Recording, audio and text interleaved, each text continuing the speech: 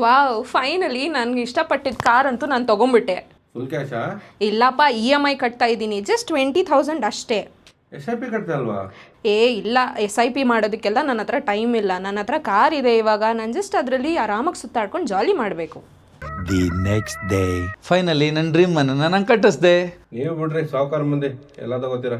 ಏನು ಸಾವುಕಾರ ಮಂದಿನೋ ಏನೋ, 50,000 EMI ಕಟ್ತಾ ಇದ್ದೀನಿ 25 ವರ್ಷಕ್ಕೆ. ಹೋಗೋಗಿ. ಹಾಗಾದ್ರೆ SIP ಕಟ್ತಾ ಅಲ್ವಾ?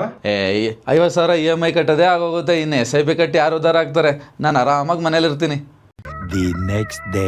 ಅಲ್ಲಮ್ಮ, ನಿನ್ನ ಫ್ರೆಂಡ್ ಕಾರ್ ತೊಗೊಂಡ್ರು, ಮನೆ ತೊಗೊಂಡ್ರು, ನೀನೇನು ಮಾಡ್ತಾ ಇದೀಯಾ? ಅಮ್ಮ ನಾನು SIP ಕಟ್ತಾ ಇದ್ದೀನಿ ಅಮ್ಮ. EMI ಕಟ್ಟಿದ್ರೆ ನಮಗೆ ಕಾರು ಬರ್ತಿತ್ತು, ಮನೆಯೂ ಬರ್ತಿತ್ತು. ಅದು SIP ಅಂತ ಏನು SIPನ ಏನಾದರೂ ಮಾಡ್ಕೊಂಡು ಹೋಗು. ನೋಡ್ದ್ಯಾ ಅಮ್ಮ ಹೇಗಿದೆ ಹೊಸ ಮನೆ ಹೊಸ ಕಾರು? ಆಗೆಲ್ಲ ಬೈತಾ ಇದ್ದೆ ನೀನೇನು ಮಾಡೇ ಇಲ್ಲ ಅಂತ, ಈಗೇನು ಹೇಳ್ತೀಯಾ? ಹೆಂಗಮ್ಮ ಮಾಡಿದೆ ಇದು? ಇದೇ ಅಮ್ಮ SIP ಪವರ್ ಅಂದರೆ. ಈಗ ನೋಡಿ ನಮ್ಮ ಹತ್ರ ಹೊಸ ಬಂಗ್ಲೆನೂ ಇದೆ, ಲೇಟೆಸ್ಟ್ ಮಾಡೆಲ್ ಕಾರು ಇದೆ. ಅಷ್ಟೇ ಅಲ್ಲಮ್ಮ, ನಾವು ಸಾಯೋವರೆಗೂ ಕುತ್ಕೊಂಡು ತಿನ್ನೋಷ್ಟು ದುಡ್ಡು ನಮ್ಮ ಹತ್ರ ಇದೆ. ಹೌದಾ? ಜಾಣೆ ನೀನು.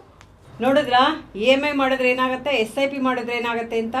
ನೀವು ನನ್ನ ಮಗಳ ಥರ SIP ಮಾಡಿ, ನೀವು ಜಾಣರಾಗಿ. ಸೊ ನಿದ್ರೆಯಲ್ಲೂ ಹಣ ಸಂಪಾದಿಸಬೇಕೆ? TD ಅಕಾಡೆಮಿ ಆ್ಯಪ್ ಅನ್ನು ಡೌನ್ಲೋಡ್ ಮಾಡಿ ಉಚಿತವಾದ ಕೋರ್ಸನ್ನು ಪಡೆಯಿರಿ.